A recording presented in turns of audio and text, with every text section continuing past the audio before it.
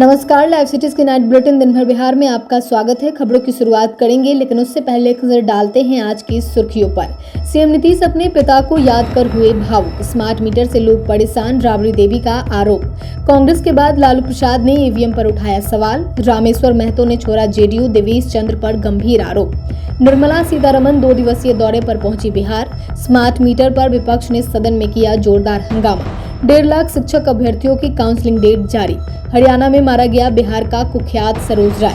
Patna college के छात्रों ने देखी विधानसभा की कार्यवाही। बिहार के 14 जिलों में घना कोहरा, पटना की हवा जहरीली। अब खबरें विस्तार से। मुख्यमंत्री नीतीश कुमार ने आज अपने दिवंगत पिता रामलखन सिंह की 46वीं पुण्यतिथि पर भावुक श्रद्धांजलि अर्पित की। यह कार्यक्रम मुख्यमंत्री के पैतृक गांव नालंदा के हरनौत प्रखंड अंतर्गत कल्याण बिगहा गांव के वैधराज रामलखन सिंह स्मृति पार्क में आयोजित किया गया था, जहां उनका पैतृक निवास स्थित है। नीतीश कुमार ने सबसे पहले गांव के देवी स्थान में पूजा अर्चना की। इसके बाद वे अपने बेटे निशांत कुमार और परिवार के अन्य सदस्यों के साथ स्मृति वाटिका पहुंचे। स्मृति वाटिका में पहुंचकर नीतीश कुमार ने अपने पिता की आदमकद प्रतिमा पे पुष्प अर्पित की। यह क्षण उनके लिए अत्यंत भावुक रहा। उन्होंने न केवल अपने पिता को याद किया, बल्कि अपनी माता परमेश्वरी देवी और पत्नी मंजू सिन्हा को भी याद कर भावुक हो गए। बिहार विधानसभा के शीतकालीन सत्र के अंतिम दिन स्मार्ट मीटर, भूमि सर्वे, नौकरी और शिक्षा के सवाल पर विपक्षी सदस्यों ने जमकर हंगामा किया। नेता विरोधी दल राबड़ी देवी ने स्मार्ट मीटर के मुद्दे पर राज्य सरकार को घेरा। उन्होंने कहा कि यह बिल्कुल गलत है, स्मार्ट मीटर को हटाना चाहिए। इसमें बिल सबसे ज्यादा आ रहा है, लोग परेशान हैं। अगर सरकार इसे नहीं हटा सकती तो कम से कम इसकी जांच तो होनी चाहिए, आखिर बिल क्यों ज्यादा आ रहा है। वहीं सीएम नीतीश कुमार के प्रस्तावित महिला संवाद यात्रा पर उन्होंने कहा कि अच्छी बात है, महिलाओं को सम्मान मिलना चाहिए। निश्चित तौर पर यात्रा करने का उनका हक है, हमें भी यात्रा करने का हक है। नीतीश कुमार यात्रा करने जा रहे हैं तो कोई गलत बात नहीं है, विकास कार्यों की समीक्षा करनी चाहिए। बिहार के पूर्व सीएम और आरजेडी के सुप्रीमो लालू प्रसाद यादव ने कांग्रेस की मांग की समर्थन किया है। इलाज के लिए दिल्ली पहुंचे लालू यादव ने कहा कि बैलेट पेपर से चुनाव होना चाहिए। लालू ने नीतीश कुमार पर बयान दिया और कहा कि बिहार विधानसभा चुनाव 2025 में उनकी पार्टी और इंडिया गठबंधन की जीत होगी। Lalu Yadav routine health checkup के लिए पटना से दिल्ली पहुंचे।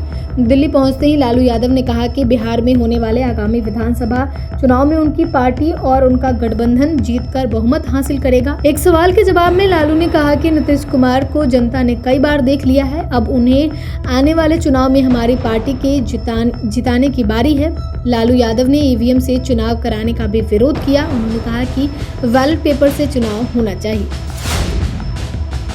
विधानसभा चुनाव से पहले नीतीश कुमार को बड़ा सियासी झटका लगा है। सीएम के करीबी पूर्व एमएलसी रामेश्वर महतो ने पार्टी की प्राथमिक सदस्यता से त्यागपत्र दे दिया है। सीतामढ़ी सांसद देवेश चंद्र ठाकुर पर कई गंभीर आरोप लगाते हुए दावा किया कि नीतीश कुमार को कुछ लोग मिसगाइड कर रहे हैं और पार्टी को कमजोर कर रहे हैं। कहा कि देवेश चंद्र ठाकुर सामंती विचारधारा के लोग हैं और जेडीयू की आइडियोलॉजी के विपरीत काम करते हैं। पटना में प्रेस कॉन्फ्रेंस कर रामेश्वर महतो ने अपने इस्तीफे का ऐलान किया। कहा कि नीतीश कुमार के नेतृत्व में राजनीति सीखा और उनके आशीर्वाद से विधान परिषद का सदस्य भी बना, लेकिन पिछले कुछ दिनों से पार्टी के एक बड़े नेता अपमानित कर रहे हैं। लोकसभा चुनाव लड़ने के लिए मैं भी अपनी दावेदारी की थी, लेकिन पार्टी के नेता ने जिन्हें टिकट दिया उन्हें पूरा सहयोग और मदद दिया, लेकिन उनके द्वारा लगातार जिले में हमारा अपमान किया जा रहा है। इसकी जानकारी नीतीश कुमार को दी, लेकिन किसी मजबूरी बस उन्होंने ध्यान नहीं दिया। वित्त मंत्री निर्मला सीतारमण 2 दिन के बिहार दौरे पर हैं। आज वह पटना पहुंची। सबसे पहले वह पटना के ताज होटल में आरआरबी समीक्षा बैठक में भाग ली। उनके साथ बिहार के उप मुख्यमंत्री सम्राट चौधरी सहित अन्य नेता मौजूद रहे। पटना से वह करीब 2:30 बजे सीधा दरभंगा के लिए निकली, जहां पे वो कार्यक्रम में शामिल हुई। केंद्रीय मंत्री करीब 2:30 पे दरभंगा एयरपोर्ट पहुंची। एयरपोर्ट से वह सड़क मार्ग से दरभंगा के राज मैदान में होने वाले क्रेडिट आउटरीच प्रोग्राम में जिले के 45,000 लोगों के बीच 1300 करोड़ रुपए के ऋण का वितरण किया। उद्यमिता विकास प्रोत्साहन योजना के तहत उद्यमी कृषि और वाहन कृषि का वितरण कर इसके बाद वह मिथिला हाट मुंबई सड़क मार्ग से गई। केंद्रीय मंत्री आज रात मधुबनी में ही विश्राम करेंगी। बिहार विधानसभा के शीतकालीन सत्र के आखिरी दिन विपक्ष के विधायकों ने जोरदार हंगामा किया। स्मार्ट मीटर के मुद्दे पर विपक्षी विधायक वेल तक पहुंच गए। वहीं आज सदन की कार्यवाही शुरू होने के बाद राजद के बागी विधायक सीएम नीतीश कुमार के ठीक पीछे वाले कुर्सी पर बैठ रहे थे। उसके बाद विधानसभा के स्पीकर के निर्देश के बाद वह वापस से इनके लिए तय सीट पर जाकर बैठ गए। यह सीट विधानसभा स्पीकर के ठीक सामने तय की गई है, यानी बागी विधायक फिलहाल न तो विपक्ष की तरफ है और न ही सत्ता पक्ष की तरफ है। बिहार शिक्षा विभाग ने TRD 3 पास अभ्यर्थियों और सक्षमता परीक्षा पास नियोजित शिक्षकों के लिए काउंसलिंग की डेट जारी कर दी है। 9 से 31 दिसंबर के बीच कुल 1.5 लाख अभ्यर्थियों को अलग अलग डेट पर काउंसलिंग के लिए DRCC सेंटर बुलाया गया है। इस संबंध में शिक्षा विभाग के अपर मुख्य सचिव S सिद्धार्थ ने सभी जिलों के शिक्षा पदाधिकारी को पत्र लिखा है। जारी लेटर के मुताबिक हेड टीचर और हेडमास्टर के लिए 9 से 13 दिसंबर के बीच काउंसलिंग होगी। हेड टीचर के लिए 36,947 और हेडमास्टर के लिए 5,971 पदों पर भर्ती होनी है। इसके अलावा शिक्षक भर्ती परीक्षा के तीसरे चरण में क्लास 1 to 5, 6 to 8 के लिए काउंसलिंग की प्रक्रिया 16 से 20 दिसंबर तक चलेगी। TRD 3 में 38,900 अभ्यर्थी पास हुए थे। वहीं सक्षमता 2.0 में 65,716 नियोजित शिक्षक पास हुए हैं, जिन्हें काउंसलिंग के लिए 23 से 31 दिसंबर के बीच बुलाया गया है।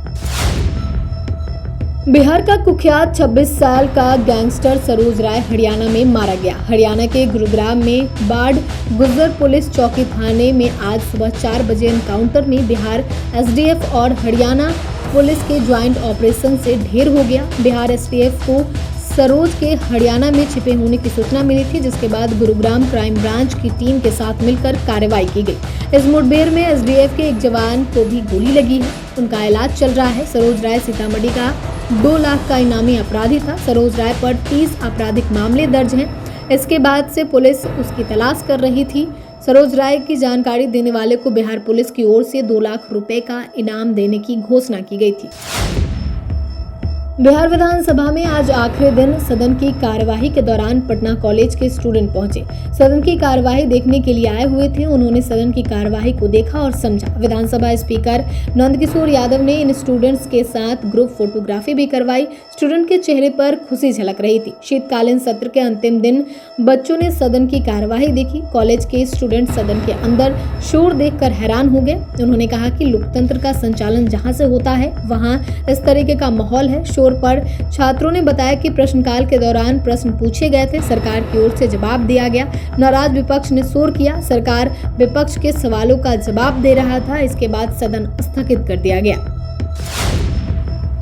बिहार में आने वाले 2 दिनों तक उत्तर बिहार और दक्षिण बिहार में भी सुबह 9 बजे तक घना कोहरा दिखेगा। राज्य के 14 जिलों में घना कोहरे का अलर्ट जारी किया गया है। सारण, मुजफ्फरपुर, वैशाली, दरभंगा, सीतामढ़ी, सहरसा, मधेपुरा, पूर्णिया और भागलपुर में कई जगहों पर घना कोहरा छाए रहने की संभावना है। गुरुवार को सुबह पटना में घना कोहरा दिखा। सुबह 9 बजे तक गंगा किनारे घना कोहरे से जिंदगी थम सी गई थी। कोहरे की वजह से बहुत कम वाहन सड़क पर दिखे। सिर्फ स्कूल और काम के लिए निकलने वाले लोग ही सड़क पर दिखे। राज्य में 30 नवंबर के बाद दक्षिण बिहार के जिलों में बादल छाए रहेंगे। इससे दिन का तापमान कम रहेगा। रात के तापमान में अधिक बदलाव नहीं होगा। पटना का अधिकतम तापमान 25.4 डिग्री सेल्सियस रिकॉर्ड किया गया है।